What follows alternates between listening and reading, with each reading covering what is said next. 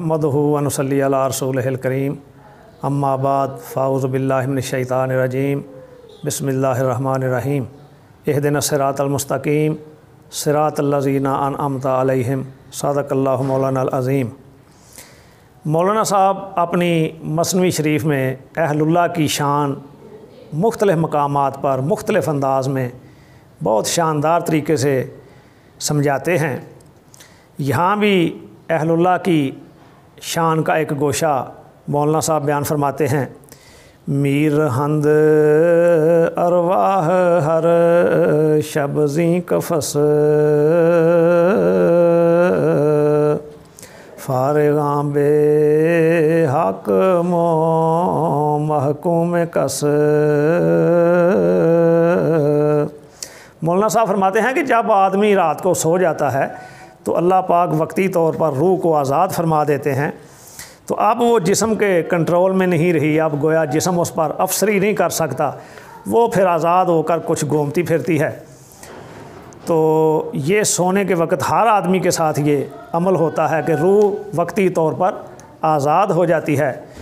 शब्ज़ ज़िंदा बेखबर ज़िंदानियाँ शब्ज़ दौलत बेखबर सुल्तानियाँ। फरमाते हैं कि कैदी भी रात को सोता है, बादशाह भी रात को सोता है। कैदी भी सोता है, रूह वक्ती तौर पर आज़ाद हो जाती है। अब वो बेखबर पड़ा हुआ है, वो कैद की परेशानियाँ सौबतें उससे बिल्कुल बेखबर हो चुका है। और जो बादशाह है वो भी जब सो जाता है तो सल्तनत से बिल्कुल गाफिल हो जाता है। सोने की हालत में बादशाह को सल्तनत की कोई ख़बर और कोई फ़िक्र नहीं होती। नगमो अंदेशाए सूदो ज़ियां न ख़याले इफ़ला नो आफ़ला। जब नींद आ जाती है तो ना किसी को फ़ायदे का गम और ना कोई नुकसान का खौफ होता है, ना किसी को इस फ़लाँ और उस फ़लाँ का कोई ख्याल रहता है। नींद की हालत में सब बेखबर होकर सो जाते हैं। तो अंदेशा सूदो ज़ियां, ज़िंदगी के तफक्कुरात, नुकसान और नफ़े के ख़यालात और वो सारी तवज्जुहात नींद की हालत में बिल्कुल ख़त्म हो जाती हैं। तो मौलाना साहब फरमाते हैं हाल आरफ इबवद बेखब हम गुफ्त यज़दां हमरकू दोज़ी मरम। फरमाते हैं कि ये जो पहले बयान हुआ था कि कैदी हो या बादशाह हो, गोया कि हर कोई जब सो जाता है ज़िंदगी के नफ़ा नुकसान और ज़िंदगी के बाकी मामलात से बिल्कुल बेखबर हो जाता है। तो ये आम लोगों का हाल होता है। अब मौलाना साहब फरमाते हैं कि आरफ का हाल ख्वाब के बग़ैर भी इसी तरह होता है, यानी वो क़यूद जिस्मानी से आज़ाद होता है। जैसे कि असहाबे काफ़ के किस्से में खुदा फरमाता है हम रकूदुन, बस ए मुखातब इस अक़ीदे से गुरेज़ ना कर।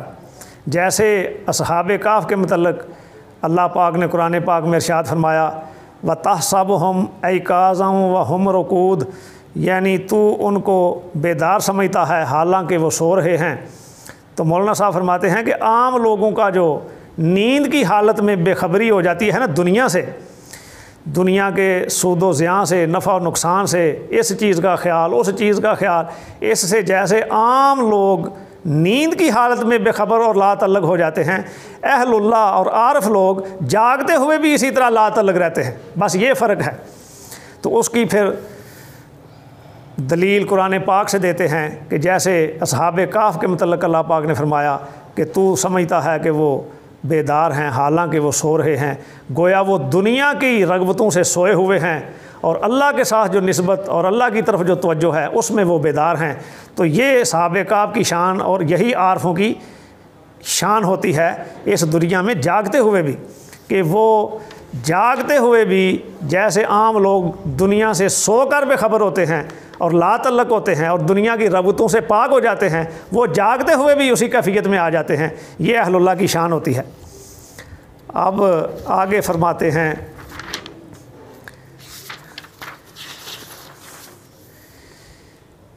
کہ اے بسا اصحاب کاف اندر جہاں،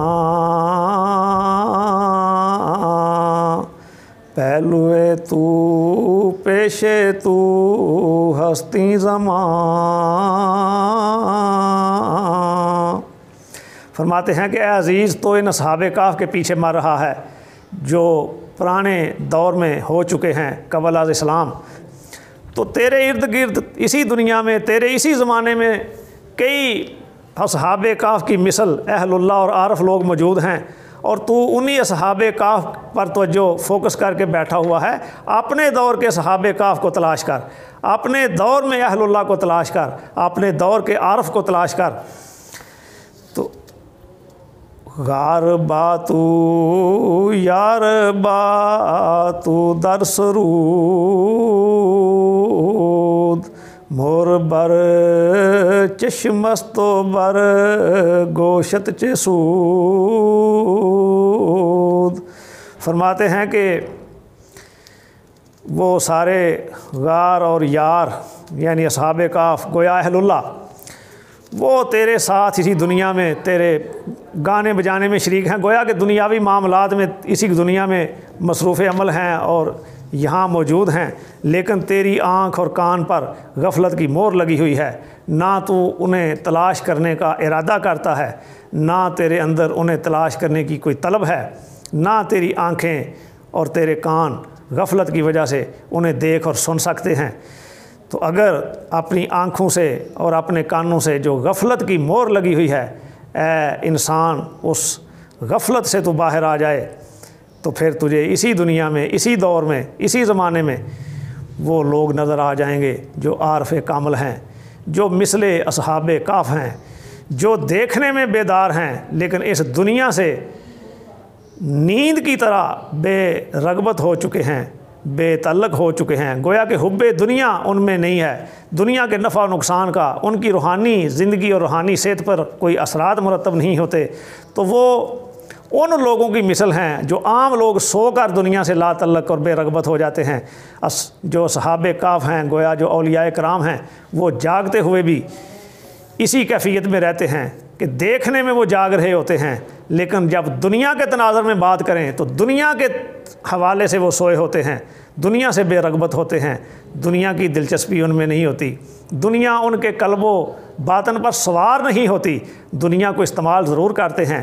وہ ایک کشتی کی مانند، جو کشتی دریا میں پانی میں چلتی ہے، وہ پانی کے اوپر تیرتی رہتی ہے لیکن پانی اس کے اندر داخل نہیں ہوتا، کہ وہ اہل اللہ کی مثال بھی ایسے ہی ہے کہ وہ اس دنیا میں جیسے کشتی دریا میں ہوتی ہے تو دنیا دریا کی مانند ہے اور اہل اللہ کشتی کی مانند ہیں۔ تو وہ دنیا کے اوپر کشتی کی مانند تیرتے تو ضرور ہیں، اس کو استعمال تو کرتے ہیں، اس سے استفادہ ضرور کرتے ہیں، لیکن جیسے کشتی پانی کے اوپر تیرتی رہتی ہے، پانی کشتی کے اندر داخل نہیں ہوتا، اگر اندر داخل ہو جائے تو وہ بہت زیادہ نقصان کا باعث بنتا ہے۔